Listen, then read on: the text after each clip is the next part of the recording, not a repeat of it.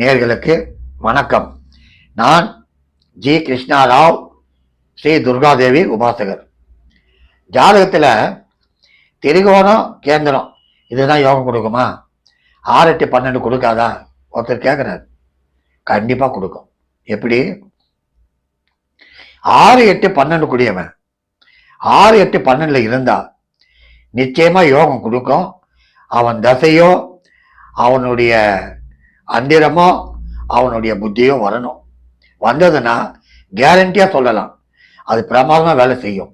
ஆமா, 6 8 12 அருமையான இடம் தான். அது இருக்க வேண்டிய இடம் 6 8 12 இருக்கணும். மறைஞ்சவன் நிறைஞ்சு கொடுப்பான்னுவாங்க. அதனால ஐயா நம்ம கிரகம் 6ல் இருக்குதுன்னு பயப்படாதீங்க. அந்த 6ல் இருந்தாலும் அந்த வீட்டுக்குடியவன் எங்க இருக்கிறான்னு பாருங்க.